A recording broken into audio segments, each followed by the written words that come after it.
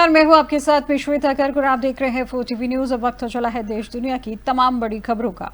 पहली बड़ी खबर आपको गोवा से बता दें, जो उपराष्ट्रपति जगदीप धनखड़ का गोवा दौरा है, जो शल्य चिकित्सा के जनक सुश्रुत की प्रतिमाओं का उन्होंने अनावरण किया है और गोवा के मुख्यमंत्री प्रमोद सावंत व राज्यपाल मौजूद रहे हैं। दरअसल उपराष्ट्रपति जगदीप धनखड़ ने गोवा के राजभवन में आयुर्वेद के जनक चरक और शल्य चिकित्सा के जनक सुश्रुत की प्रतिमाओं का अनावरण किया और इस दौरान गोवा के मुख्यमंत्री प्रमोद सावंत व राज्यपाल PS श्रीधरन पिल्लई भी मौजूद रहे हैं।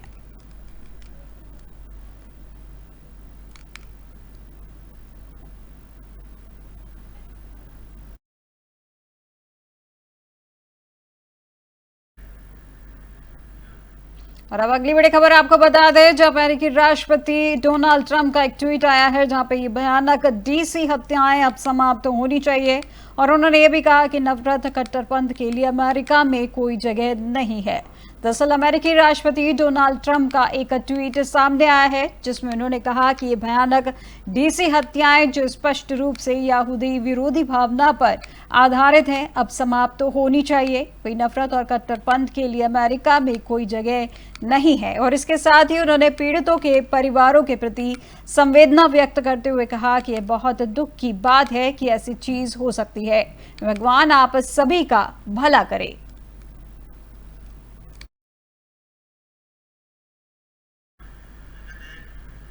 अगली खबर अमेरिका से है, जो FBI के निदेशक काश पटेल का ट्वीट सामने आया है, जिसमें हम MPD के साथ मिलकर काम कर रहे हैं और तत्काल अधिक जानकारी प्राप्त कर रहे हैं। हम जैसे जैसे सक्षम होंगे जनता को अपडेट करते रहेंगे। दरअसल FBI के निदेशक काश पटेल ने कहा है कि मेरी टीम और मुझे आज रात डाउनटाउन DC में कैपिटल यहूदी संग्रहालय के बाहर और हमारे वॉशिंगटन फील्ड ऑफिस के पास हुई गोलीबारी के बारे में जानकारी दी गई है, जबकि हम MPD के साथ मिलकर काम कर रहे हैं और तत्काल अधिक जानकारी प्राप्त कर रहे हैं। कृपया पीड़ितों और उनके परिवारों के लिए प्रार्थना करें। हम जैसे जैसे सक्षम होंगे जनता को अपडेट करते रहेंगे।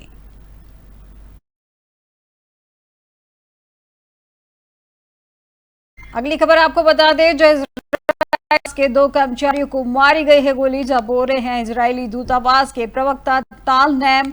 उन्होंने कहा कि हमें कानून प्रवर्तन अधिकारियों पर है पूरा भरोसा कि वे शूटर को पकड़ लेंगे।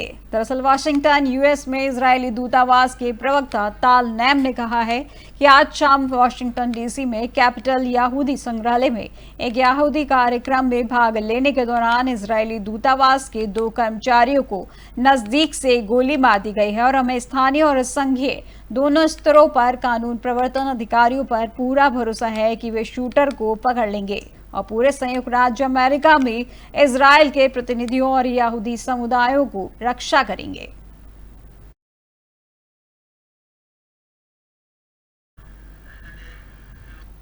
और अब किश्तवाड़ जम्मू कश्मीर से जुड़ी खबर बता दें, जम्मू कश्मीर के किश्तवाड़ में ऑपरेशन तलाशी, जहां आतंकवादियों से स्थापित किया जाएगा संपर्क और अतिरिक्त सैनिकों को किया जाएगा शामिल। दरअसल आज सुबह छत्र किश्तवाड़ में आतंकवादियों से संपर्क स्थापित किया गया है और अतिरिक्त सैनिकों को शामिल किया गया है और अतिरिक्त आतंकवादियों को बेअसर करने के लिए ऑपरेशन जारी है और इस संबंध में व्हाइट नाइट कॉर्प्स ने इसकी जानकारी दी है।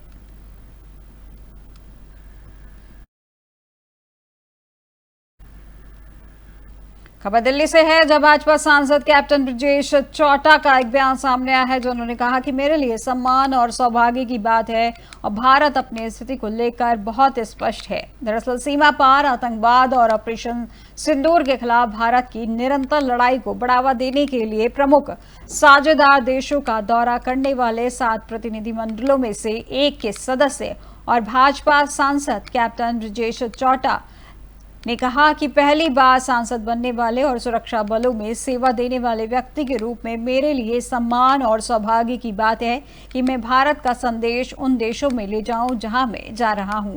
प्रधानमंत्री ने कहा है कि टेरर और ट्रेड एक साथ नहीं चल सकते। भारत अपनी स्थिति को लेकर बहुत स्पष्ट है। वहीं पाकिस्तान एक ऐसा प्रोपेगेंडा नैरेटिव बनाने की कोशिश कर रहा है जिसे हम तोड़ेंगे। हम पाकिस्तान से निकलने वाले आतंकवाद के खिलाफ लड़ने के अपने संकल्प पर अडिग हैं। दरअसल भाजपा सांसद कैप्टन ब्रजेश चौटा, डीएमके सांसद कनिमोझी के नेतृत्व स्लोवेनिया और लातविया जाने वाले सर्वदलीय प्रतिनिधिमंडल का हिस्सा है।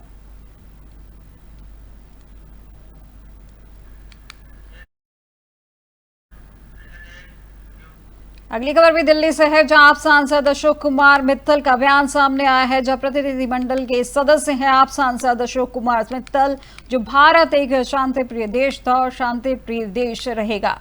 यदि हम पर युद्ध थोपा जाएगा तो हम कड़ा जवाब देंगे। दरअसल सीमा पार आतंकवाद और ऑपरेशन सिंदूर के खिलाफ भारत की निरंतर लड़ाई को बढ़ावा देने के लिए प्रमुख साझेदार देशों का दौरा करने वाले 7 प्रतिनिधिमंडलों में से एक के सदस्य और आप सांसद अशोक कुमार मित्तल ने कहा कि हम विदेशों में जाकर बताना चाहते हैं कि भारत एक शांति प्रिय देश है और शांति प्रिय देश ही रहेगा। लेकिन यदि हम पर युद्ध थोपा जाएगा तो हम कड़ा जवाब देंगे और हमने दिया भी है।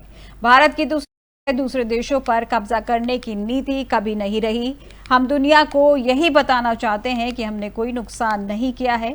हमने जो कुछ भी किया है उसमें संयम बरता जाए। और आप सांसद अशोक कुमार मित्तल डीएम के सांसद कनिमोझी के नेतृत्व में रूस, स्पेन, ग्रीस, स्लोवेनिया और लातविया जाने वाले सर्वदलीय प्रतिनिधिमंडल का हिस्सा है।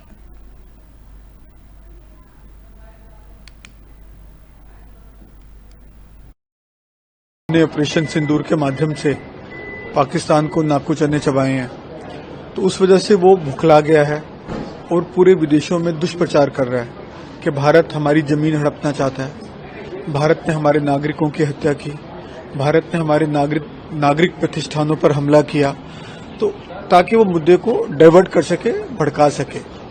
तो वही हम विदेशों में जाके बताना चाहते हैं कि भारत जो है एक शांतिप्रिय देश था, शांतिप्रिय देश है और शांतिप्रिय देश रहेगा। लेकिन हम पे उग्रवाद थोपा जाएगा, यहाँ पे युद्ध थोपा जाएगा तो हम उसका कड़क जवाब देंगे और वो हमने दिया है। अब 1971 में बांग्लादेश के विषय में हमारी लड़ाई हुई पाकिस्तान से जंग। खबर ओडिशा के है, जहां पे बारीपदा में एक इलेक्ट्रिक उपकरण की दुकान में भीषण आग लग गई है और आग बुझाने का काम जारी है। जहां आग लगने का कारण अभी भी पता नहीं चल पाया है और अभी तक किसी के हताहत होने की खबर नहीं मिली है और इस संबंध में विस्तृत जानकारी की प्रतीक्षा की जा रही है। खबर मयूरभंज ओडिशा से बताई जा रही है, जहां इलेक्ट्रिक उपकरण की दुकान में आग लगी है और अभी तक किसी के हताहत होने की खबर सामने नहीं आई है और अधिक जानकारी की प्रतीक्षा की जा रही है।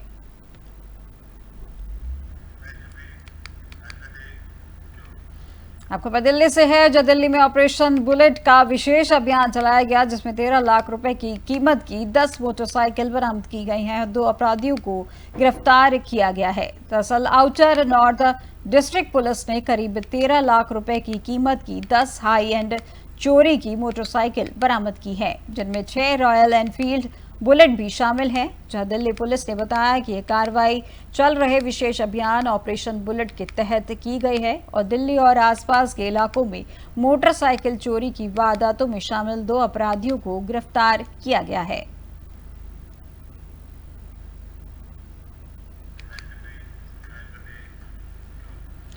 दिल्ली से अगली खबर आपको बता दें, जहां डीएम के सांसद कनिमोझी का बयान सामने आया है, जिसमें उन्होंने भारत के संदेश को विभिन्न देशों तक पहुंचाने का उद्देश्य बताया है। वहीं दुनिया को आतंकवाद के खिलाफ होना होगा एकजुट। दरअसल ऑपरेशन सिंदूर और आतंकवाद के खिलाफ भारत की निरंतर लड़ाई को प्रदर्शित करने के लिए रूस और स्पेन समेत 5 अन्य देशों के दौरे जा रहे सर्वदलीय प्रतिनिधिमंडल का नेतृत्व कर रही डीएम के सांसद कनिमोझी ने कहा है कि हमारा उद्देश्य भारत का संदेश को विभिन्न देशों तक पहुंचाना है, ताकि दुनिया को यहाँ जो कुछ हुआ उसके पीछे की सच्चाई समझ में आए कि दुनिया को आतंकवाद के खिलाफ एकजुट होना होगा।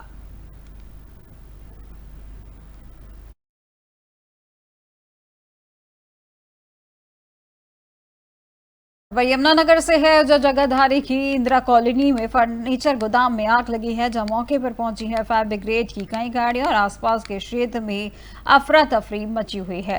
दरअसल यमुनानगर के जगाधारी स्थित इंदिरा कॉलोनी में एक फर्नीचर गोदाम में भीषण आग लग गई और आग की सूचना मिलते ही फायर ब्रिगेड की कई गाड़ियां मौके पर पहुंची और दमकल कर्मचारी आग बुझाने में जुटे हुए हैं। आग इतनी तेज थी कि आसपास के क्षेत्र में अफरा तफरी मच गई। फिलहाल आग लगने के कारणों का पता नहीं चल पाया है और प्रशासन स्थिति पर नजर बनाए हुए है।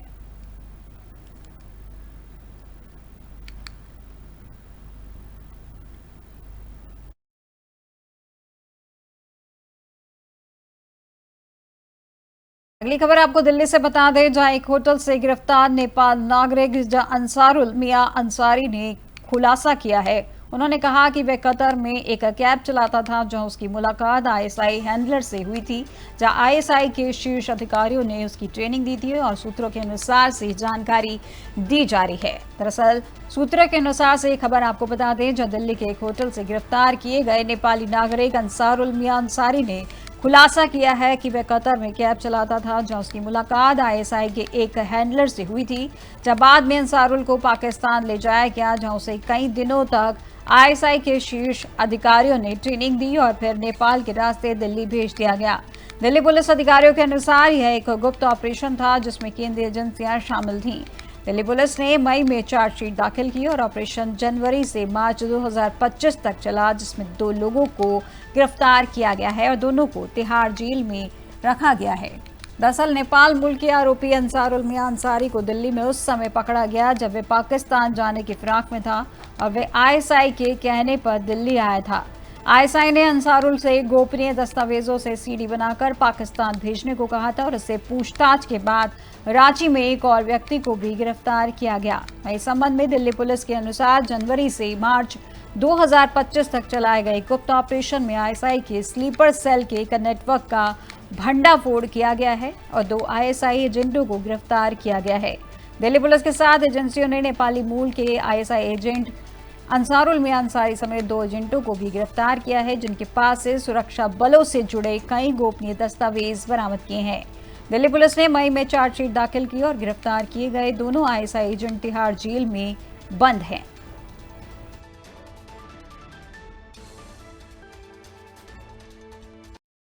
खबर अहिल्यानगर से है, जहां यात्री और कंडक्टर के बीच धक्का मुक्की हुई है, जहां कंडक्टर को यात्री ने बेरहमी से पीटा है और सरकारी काम में बाधा डालने पर केस दर्ज किया गया है।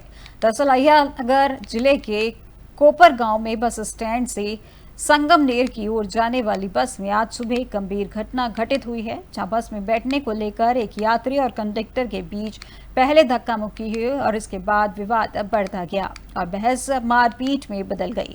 इस मारपीट में कंडक्टर को गंभीर चोटें आई हैं और उनके सर पर 5 टाके आए हैं। घायल कंडक्टर को तुरंत इलाज के लिए अस्पताल में भर्ती कराया गया है और इस मामले में कोपर गांव शहर पुलिस स्टेशन में संबंधित यात्री के खिलाफ सरकारी काम में बाधा डालने और सरकारी कर्मचारियों से मारपीट करने के आरोप में मामला दर्ज किया गया है। साथ ही यात्री ने भी कंडक्टर के खिलाफ मामला दर्ज कराया है और इस घटना की पुलिस द्वारा आगे की जाँच की जा रही है।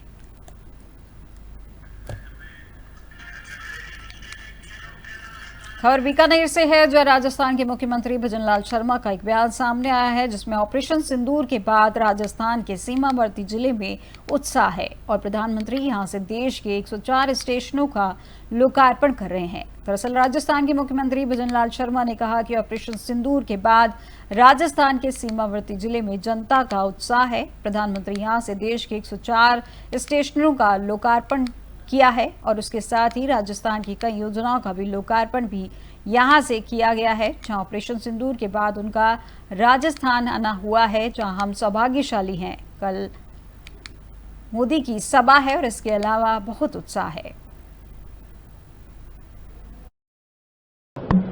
आपके माध्यम से राजस्थान की 8 करोड़ जनता की ओर से देश के यशस्वी प्रधानमंत्री नरेंद्र मोदी जी को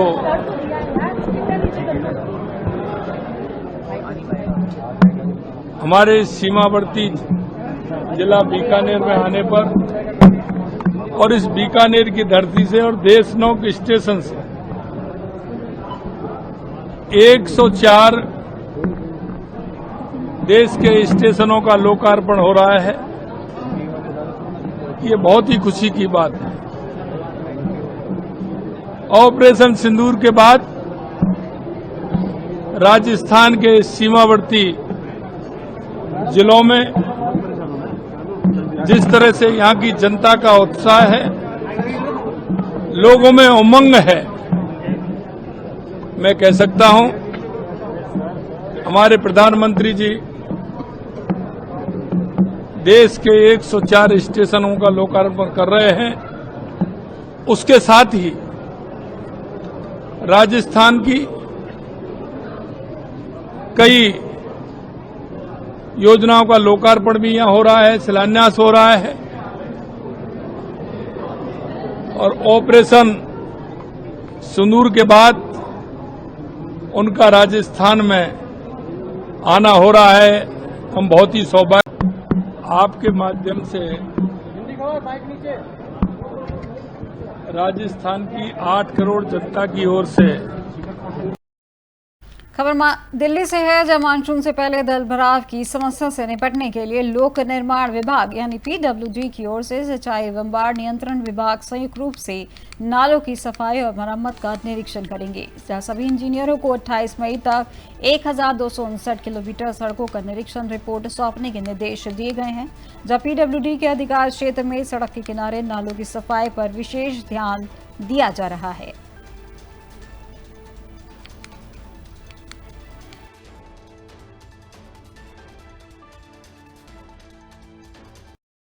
खबर मुंबई से है, जहां आज बृहन मुंबई महानगर पालिका के सभी सदस्यों की एक बैठक हुई है और बैठक में महाराष्ट्र के उप मुख्यमंत्री एकनाथ शिंदे भी मौजूद रहे।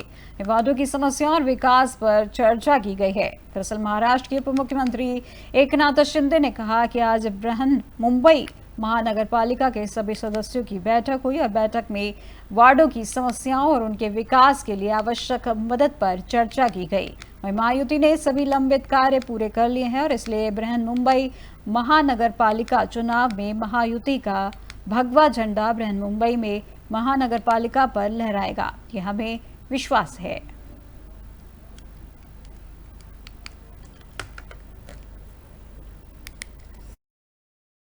मुंबई महापालिका के सभी नगर सेवक जो है, आजी माजी नगर सेवक, इनकी आज बैठक हुई है।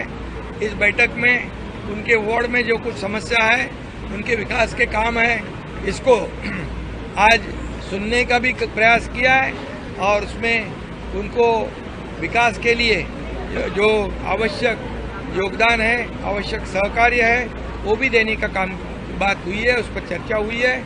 और मुझे पूरा विश्वास है कि जैसे हमारी महायुति की सरकार 3 साल पहले आ गई, मैं मुख्यमंत्री जब था, मैं और देवेंद्र फडणवीस जी, हम दोनों ने मिलकर जो शुरुआत में जो निर्णय लिए, उसके बाद हमारे साथ अजीत दादा भी आ गए, लेकिन जब वो निर्णय लेने के बाद इतने बड़े निर्णय लिए हैं कि लोगों के घर का मामला हो, यहाँ पर कंक्रीट के रोड हो, यहाँ पर एसटीपी का मामला हो, यहाँ पर ब्यूटिफिकेशन का काम हो, बाला साहेब ठाकरे आपला दवाखाना हो, मेट्रो का काम हो, जो प्रलंबित काम है वो सभी कामों को अंजाम देने का, बड़े गार्डन हो, अर्बन फॉरेस्ट हो, पोल्यूशन कम करने का काम हो, यहाँ पर ये सभी कामों को अंजाम देने का काम महायुति ने किया है।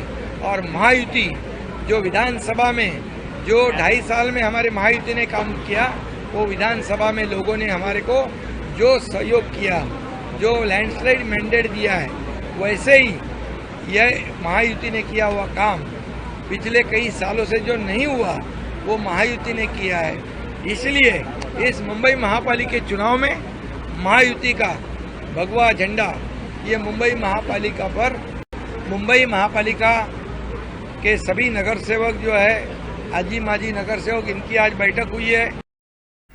विज्ञान के इस युग में मानव को जहां कुछ वरदान मिले हैं, वहां कुछ अभिशाप भी मिले हैं और इन्हीं अभिशापों में से एक है प्रदूषण। प्रदूषण एक ऐसा अभिशाप है जो विज्ञान की कोख में से जन्मा है, जिसे सहने के लिए अधिकांश जनता मजबूर है। प्रदूषण विश्व की एक सबसे बड़ी समस्या है जो कम होने के बजाय प्रतिदिन बढ़ती जा रही है। प्रदूषण की वजह से पृथ्वी पर मौजूद सभी जीव जंतुओं को विभिन्न प्रकार की घातक बीमारियों का सामना करना पड़ रहा है। जब प्राकृतिक संतुलन में भी प्रदूषण के कारण समस्याएं पैदा हो रही हैं, क्योंकि आज विश्व के अधिकांश देश प्रदूषण के कारण जो समुद्र का जल स्तर बढ़ रहा है, उसके कारण डूबने के कगार पर आ चुके हैं और उनका सतत्व खतरे में आ चुका है। और इस समस्या से भारत भी बचा हुआ नहीं है।